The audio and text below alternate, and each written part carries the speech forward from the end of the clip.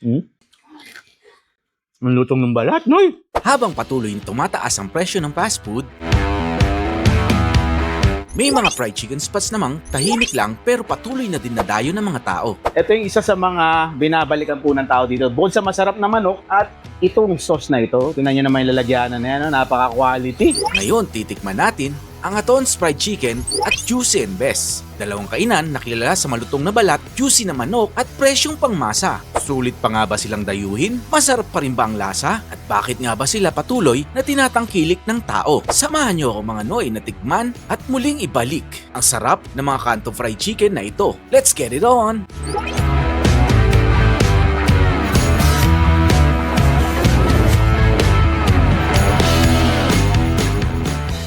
Kamusta kayo lahat mga Noy? Mabuhay po kayo. Ayan, nandito ako ngayon nakatambay sa JP Rizal Street. Ayan, yung nasa labas na yung kabaan na yung JP Rizal Street. At ito pong street na ito, V. Santos. At ito, ngayon makailang ulit po ako bumabalik-balik dito dahil bumibili pa rin ako ng manok hanggang ngayon. Ito nga po yung nag-viral at nag-trending before para sa first stop natin for today's video. Aton's Fried Chicken. No, Sir Aton, kausapin natin. Huwag na natin pakabahin. Panoorin yung gandulo. Apakasarap na episode to. Let's get it on! Ako po si Ruel Aton. Ang aking pong negosyo ay fried chicken. Yan yung Aton's Fried Chicken. Nagsimula ko since 2005. Sa Burgos pa ako dati. After Ondoy, nalipat na ako rito sa Bisanto Street. Ang special sa manok ni Aton's talaga, ang pinaka-quality namin ay laging sariwa yung manok. Tsaka good size, 1 kilo yung manok namin. Pag hindi maabot ng 1 kilo, hindi namin binubuo. Kumbaga kina-quarter na lang namin. Para yung suki namin, babalik-balikan nila dahil sa unang-una, mura lang. Pangalawa, masarap. Simula nga nung problema namin, 2 years nang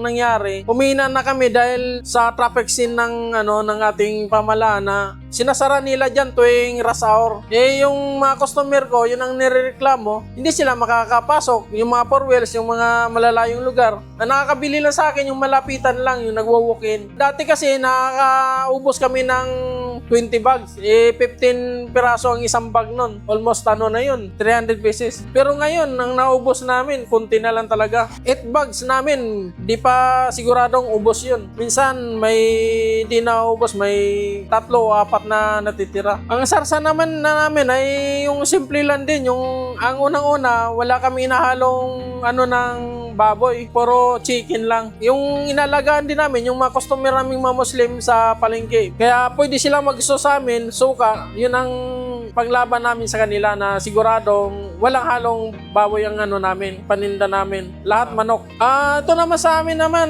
nagtaasan na lahat, pero yung suggest ko naman sa akin, di bali sila tumaas, basta ako, may konting tubo lang, okay na sa akin. Yung kaya lang ng masa. Ngayon, presyohan namin ay 300 pesos ang isang buo. Yung hita naman namin, 75. Yung pitso naman, 80. Ang open namin mula 3 o'clock hanggang 11 na kami umabot.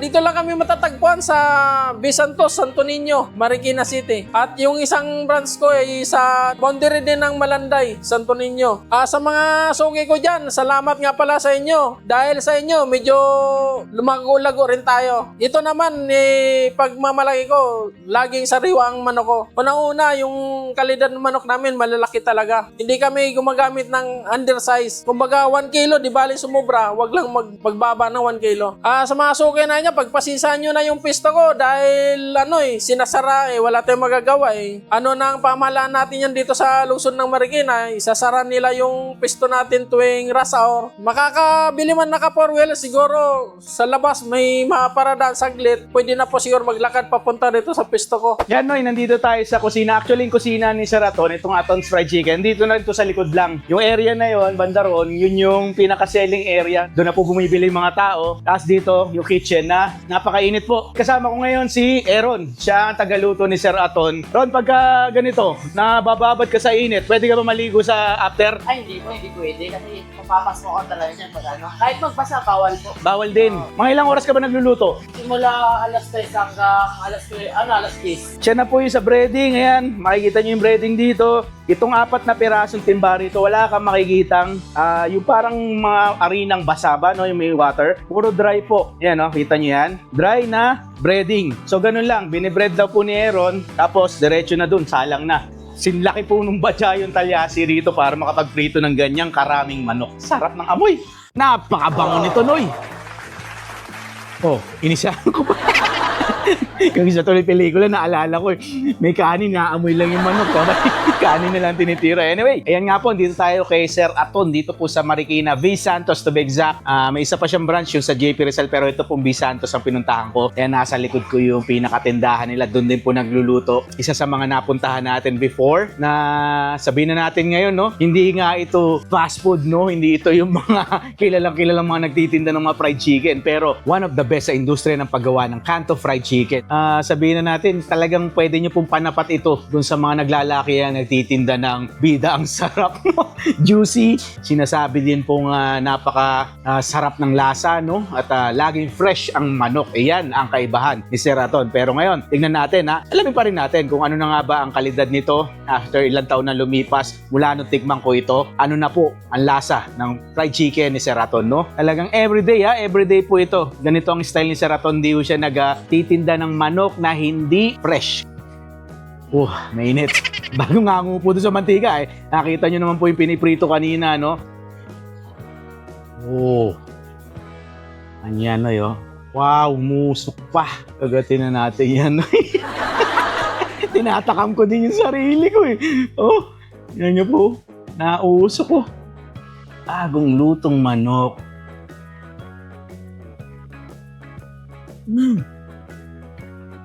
Ang sarap.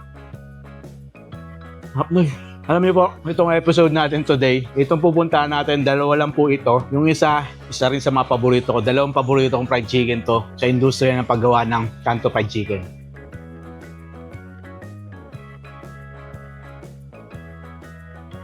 Sarap yung buto.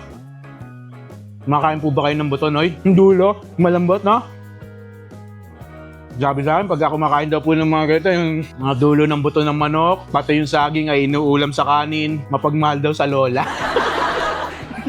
Lola's boy daw yung ganun May kanin meron din po kanin dito. One-stop shop na to pagka bumili kayo rito. Kita nyo naman po yung presyo niya. Sabi nga sa Raton, kita lang ng konti, okay na. So nagmamahal ang presyo ngayon ng mga bilihin, Noy. Meron pa rin tayo mabibilan ng affordable at masasabi natin quality ang lasa. Nahin po natin tirahin itong pinakasuka. Yung suka, Noy, para kung naamoy yung suka ng titinda po ng kwek-kwek, no? Habang naghihintay po kami at nagsushoot dito kanina, nabakbakan ko yung chicken skin.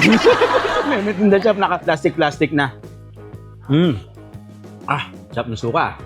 Hindi ako naubo. Ibig sabihin po, medyo tama na yung templada ng suka.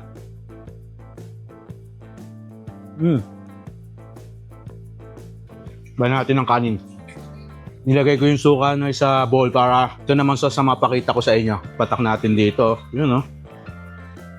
Ulala. Gawin natin yung gravy na yan. Ginagawa sa baw dun sa isang tindahan ng ni Colonel. Tong, rinig niyo po ba yan? Ang lutong ng balat, Noy. Sarsa-wise, may halin tulad ko doon sa kay Manong Fishball. Ang lasa. Masarap pala sa manok yan, Noy, Ngayon ko lang nakatikim ng Manong Fishball sauce, pinang sa manok. Ang sarap pala, bagay. Kaya pa natin, Noy. Ang mga gusto pong tikman to, itong Aton's Fried Chicken, Noy, address po nila yan, pakita lang natin, no? Alas 3 ng hapon, nandito na po sila, makakabili kayo. Kaya pagdating nila dito, wala pang luto. Mga 4, 4:35, yan, meron na nakasala kayo. Nag-umpisa na rin po dumating yung mga tao para bumili itong manok. Ay, kwento nga ni Sir Raton, pasok ko na lang po. Bumaba ang sales niya kasi nga, gapon, sinara na yung daan na to na nasa likod. Nakikita niyo po niya sa likod ko. To make way sa traffic po dun sa main road, no? Pero sa mga gusto pumunta rito, pwede pa rin po kayo mag-walk-in, no? Yan. Matikman nyo ang isa sa mga best fried chicken dito sa Metro Manila, Aton's Fried Chicken. Punta naman tayo. Susunod natin kakainan. Mamantigaan na yung bunga ako Kakainin ko pa to off-cam. Let's get it on. Ayun, ako, tatapos na ang maghapon, umagabi na, tumahapon na. Siyempre, Noy, ito po mga pinupuntahan natin ngayong araw ay talagang sa halos sa papalapit ng dinner time ang kanilang pagninegosyo, no? Kaya yun po, nanggaling tayo kay Sir Aton kanina sa Aton's Fried Chicken at tumawid po tayo dito sa Pasig City, specific sa May Bunga, Pasig City, para balikan. Ayan, no? Tanyo naman, Juicy and best fried chicken. Ito, isa sa masasabi nating talagang best din na fried chicken. Ano pa nga pag natin patagalin, pasukin na natin, alamin natin kung juicy and best pa rin ba ang fried chicken dito. Let's get it on! Hi, ako po si Michael Alvis, ang may-ari ng Juicy and Best Fried Chicken. Si 6 years na siya, itong darating na July. Ang bago ngayon, magtatayo kami ng mga bagong branches. Ang balak namin pag-expand, magkakaroon na rin kami ng commissary para masiguradong quality ang product na sa bawat branches na aming itatayo. Yung sauce natin, improve yun. Tapos marami pa tayong dippings. Yung ating gravy no na dating nag-struggle tayo, ngayon, consistent na siya. Ang quality ng manok natin, same pa rin po ang quality. 1.3 neck on sa buo at 1.4 naman sa parts. Kaya mura pa rin natin bebenta. Direct pa rin tayo sa planta at sinisigurado natin quality at malinis ang mga plantang pinagkukuhaan natin. Struggles ngayon sa negosyo, pagtataas ng mga presyo. Ang mantika, ang gas, yun, medyo nahihirapan tayo. Kaya medyo nagtataas na tayo ng konti. Price range natin ngayon, yung 5 piece natin, 50 for 1 piece, dalawa 95. So habang dumarami siya, bumababa siya. Very competitive naman pa rin ng price list natin kahit sa ating mga ibang nagtitinda ng manok. Makakasa po kayo na aming produkto ay kalidad. Sinisigurado po namin ang quality ng aming produkto. Future plan, siguro yun lang, pag-expand lang, makatulong, makapagbigay ng hanap buhay at trabaho sa ating mga kababayan. Dito po sa amin sa Pasig, Monday to Saturday lang tayo. Alas 4 po tayo nagsisimula. Pero in the future, balak po natin magbukas ng lunch. Siguro, pag-aaralan natin yung takbo ng komisari. At saka, meron po kaming branch sa Caloocan, Las Piñas, at Mandaluyong. Yun naman po, open ng Tuesday to Sunday. Mandaluyong, may lunch po yun. Tsaka yung Las Piñas. Yung Caloocan, 4 o'clock din lang po hanggang alas 12 ng gabi. Sa mga aming customer at sa mga manonood, maraming salamat po sa inyong pagtangkilik. Pag-6 na taon na po kami. Kung hindi dahil sa inyo, hindi kami aabot ng ganitong katagal. So Noy, nag-uumpisa na po yung pila ng tao dito sa Juicy and Best. Ganun pa rin po yung trend nito sa tao. Binibili pa rin at pinipilahan pa rin. At talaga siguro yung number 1 dito yung quality po ng manok ng Juicy and Best. So nakita ko ngayon may bago na silang sistema dito. Actually po, yung dati, itong pila na to, iisa lang kaya maabot ng papunta room. Yan. Ngayon, ginawa nila dalawa na po yung nagbibigay ng manok. Isa si Madam at meron pa po doon sa kabilang gilid. Kaya dalawang pila. Ngayon tumatakbo kaya mabilis pala maubos ngayon ang pila. Galing ha?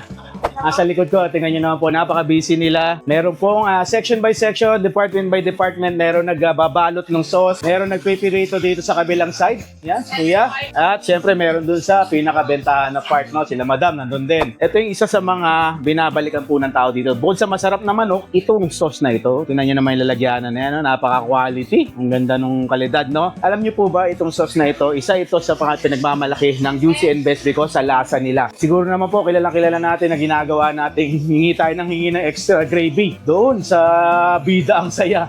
Kaparehas ang lasa ng sauce na yun. At marami pang ibang klaseng sauce dito, Noy. Hindi lang yun, may iba-iba pa po silang mga flavor ng sauces na ginawa ngayon ang Juicy and Best. No? Medyo mufaho-pa na yung pila kanina po. Napakadaming pila doon, no? Kaya, ano pangalan mo? Jay po. Jay. Ayun na. Eto, may tanong lang ako. Pag sa init nito pinagpirprituhan mo, para sa magluto, pwede maligo, hindi? Bawal. Bawal. Yari na pag nabasa ako eh. So, napakainit po rito. At itong station niya, ito yung pinaka-hot section. Sarap ng amoy. Grabe, aroma. Napaka-quality. One of the best in quality na manok dito sa Metro Manila.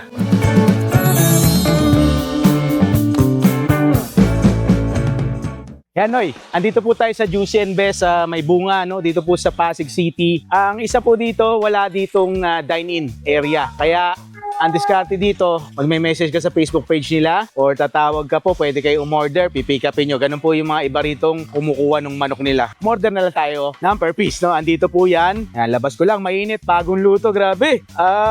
Look at that. Mainit ha. Dali po, kukuha lang tayo ng isang piraso. Yun oh.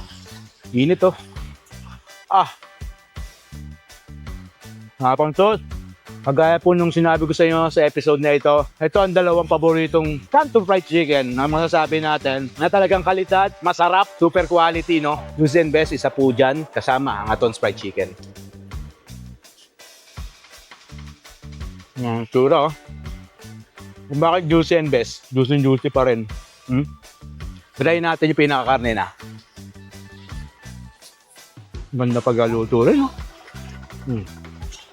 Natin yung sauce Sumirit ka agad yung sauce. Naku, grabe. Yung sauce. Ibubuyog ang lasa ng sauce, Noy. Galing ni Sir Michael dito.